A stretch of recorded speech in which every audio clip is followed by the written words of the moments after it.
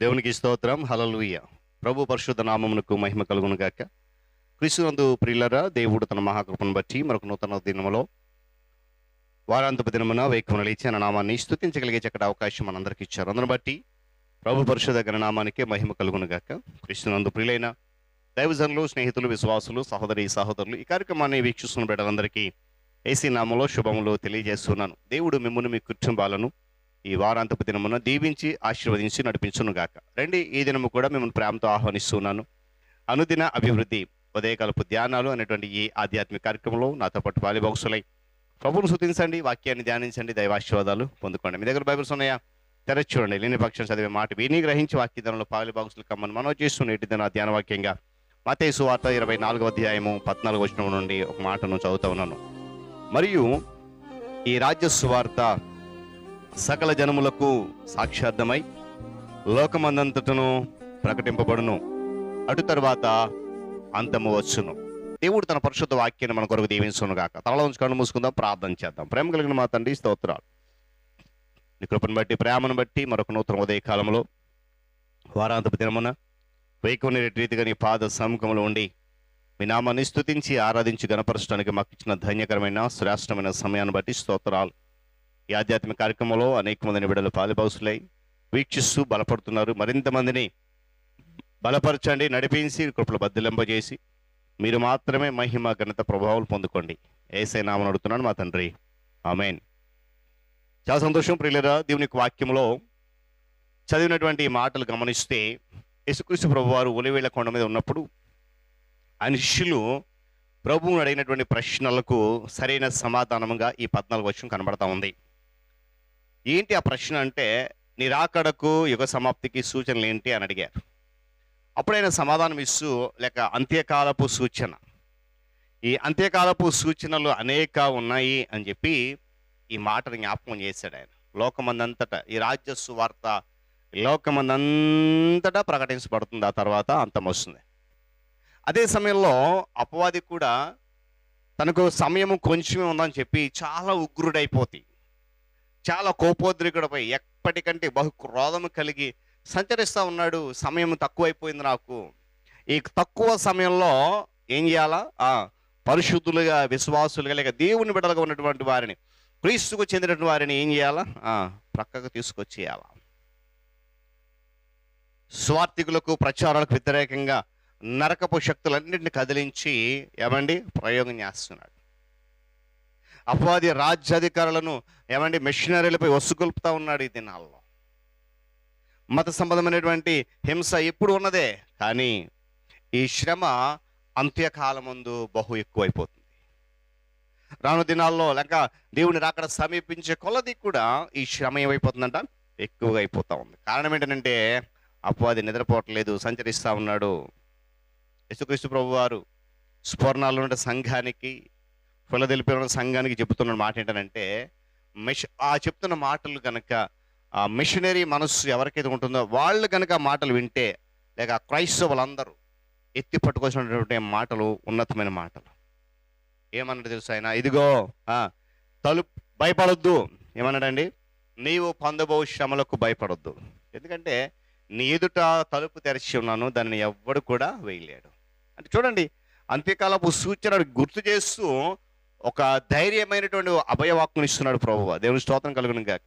ఏమండి, ఈ యొక్క సువార్థీకరణ లేక సౌవార్థీకరణ అనేది ప్రపంచమందంతా కూడా ప్రాకింది. ఈ శతాబ్దంలో గమనించినప్పుడు, నేటి శతాబ్దంలో ఎన్నడూ లేనంతగా సంఘము అభివృద్ధి చెందుతా ఉంది. హల్లెలూయా చెప్పండి గట్టిగా, హల్లెలూయా. ప్రతి దినము సంఘములో ఆత్మలు చేర్చబడుతూనే ఉన్నాయి. ప్రపంచమంతటా నూతన ఆత్మలు వస్తూనే ఉన్నాయి. విస్తరించబడుతూ ఉంది క్రైస్తవ సంఘం.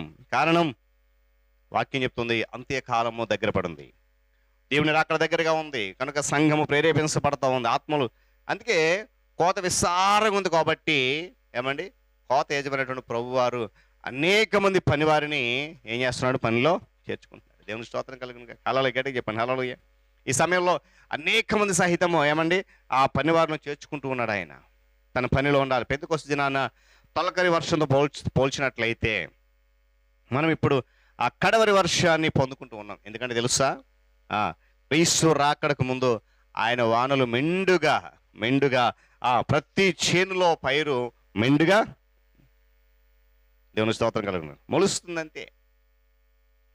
ఆ కడవరి వర్షం అధిక్యమైనప్పుడు ఆ పైరు కూడా అత్యధికంగా ఉంటుంది. పరిశుధాత్మ దేవుడు ఈ చివరి సమయంలో తన శక్తిని అసాధారణమైన రీతిలో ప్రదర్శిస్తాడు. అంత్యకాలం వచ్చేస్తుంది, నశించిపోతున్న ఆత్మలు రక్షించబడాలి. దేవుని సువార్థికులుగా దేవుని బిడ్డలుగా ఉన్నటువంటి వారు ధైర్యం నిలబడాలి, అపవాదిని ఎదిరించాలి. లోకమందంతటా కూడా దేవుని రాజ్య సువార్త ప్రకటించబడాలి. అప్పుడు కానీ అంతమో రాదు. గమనించాలి ఉదయకాల సమయంలో దేవుని బిడ్డలారా. ఏమండి ఈరోజు గమనించినప్పుడు ఏమంటే నేడు దినాల్లో దేశంలో చాలా చోట్ల అనేకమైనటువంటి ప్రపంచ దేశాలన్నిటి కూడా అనేకమైనటువంటి పరిస్థితుల మధ్య శ్రమలు ఎదుర్కొంటూ ఉన్నాయి. బహుశ్రమలు గొప్ప భవిష్యత్తులో ఇది చాలా నిరాశజనకంగా ఉంటుంది. ఏమంటే నాయకులందరూ అయోమయంగా ఉన్నారు. కానీ క్రీస్తు సంఘం ఒక్కటే, ఏమంటే క్రీస్తు సంఘం ఒక్కటే ఆశాభావంతో తన పైకెత్తుకొని ఏం చేస్తుంది? సహేతువు కలిగి ఉంది నిలబడడానికి. దేవుని స్తోత్రం కలుగును గాక. ఎందుకంటే క్రీస్తునందు తమ ముందున్నటువంటిది ఆ మహిమను గురించి ఎదురు చూస్తూ గర్విస్తూ ఉన్న సంఘం. దీనికి కారణం ఏంటంటే ఆ సముద్రము జలముతో నిండినట్లు లోకము యెహోవా యొక్క జ్ఞానముతో నిండి ఉండనై ఉంది. అందుకొరకే సంఘము ఆశాజనకము, నిరాశజనక ఆశతో అత్యాసక్తితో గర్విస్తూ ఎదురు చూస్తే కలపు సూచన ఇది. ఆ సూచనకు అనుగుణంగా ఏమండి మనల్ని మనం మార్చుకుంటూ విశ్వాసాన్ని పెంపొందింప చేసుకుంటూ నశించిపోతున్న వారిని విశ్వాసం నడిపిస్తూ ప్రభు దగ్గరికి మన ప్రయాణం కొనసాగిద్దాం. దేవుడి మాటలు మన కొరకు దీవించునుగా. తల నుంచి కళ్ళు మూసుకునండి, ప్రార్థన చేసుకుందాం. ప్రేమ కలిగిన మా తండ్రి, కృపా సత్య సంపన్నుడా, సకలాశీర్వాదములకు కారణభూతుడా, మీ గణనామానికి స్తోత్రాలు, వందనాలు. తిరిగి మనకు నూతన ఉదయ కలుపు వేళ వేకుని లేచి మీ నామాన్ని స్తుతించగలిగేటువంటి ఒక శ్రేష్టమైన అవకాశం మాకు ఇచ్చారు. అందుని బట్టి వందనాలు. ఆధ్యాత్మిక కార్యక్రమం ద్వారా అనేక మందిని బిడ్డలు నాయన పాలిభాగస్తులై స్తుతిస్తూ ఆరాధిస్తూ గనపరుస్తున్నారు, ఆత్మీయ మేలు పొందుకుంటున్నారు. అటు రీతిలో మీరు నడిపిస్తున్నాం, వందనాలు. తిరిగి నూతన దినంలో మరలా నీ దీనదాసులు సేవకుల కొరకు ప్రార్థిస్తున్నాను. ప్రపంచ నలుమూలలా భారముతో ప్రయాసం పని జరిగిస్తుండగా నీ సన్నిధి కాపుదల కాంతి వార్త వంశమని వేడుకుంటున్నాను. నాయన వారి సంఘము, వారి పరిచర్య, వారి కుటుంబాన్ని మీ ఆత్మజత నింపి నడిపించి కృపలు వర్ధలింపచండి. నీకు స్తోత్రాలు.